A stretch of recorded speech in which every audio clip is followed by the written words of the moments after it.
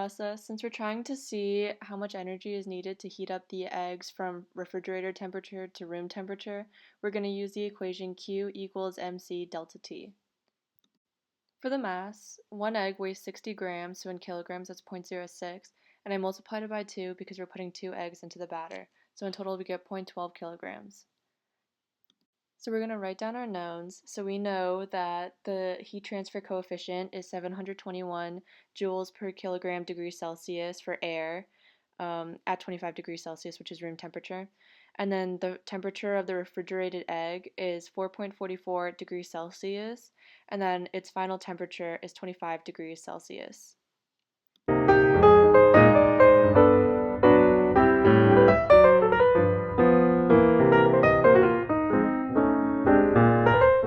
Since we know that the butter is going from a solid to a liquid, we have to use the phase change equation, which is Q equals plus or minus m times L. So the m here is our mass, and then the L here is our latent heat. Specifically, we're using the latent heat of fusion, so it's L subscript F. And we know that our Q in the end is going to be positive because we're adding energy into the system. So the mass of our butter is 227 grams, which is 0.227 kilograms, and that's for 1 cup of butter, which the recipe calls for. And then I looked it up and it said that the latent heat of fusion for butter is 60 kilojoules per kilogram.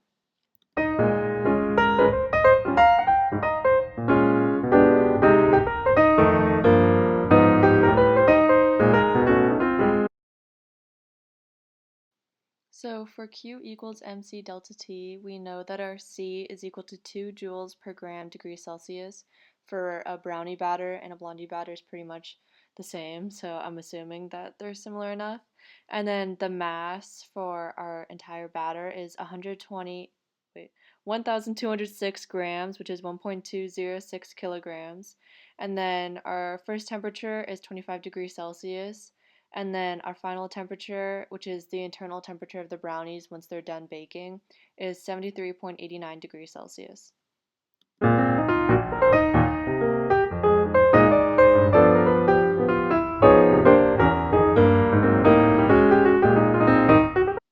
Because we're changing phases from the liquid batter to the solid product, we have to use the equation Q equals plus or minus m times L.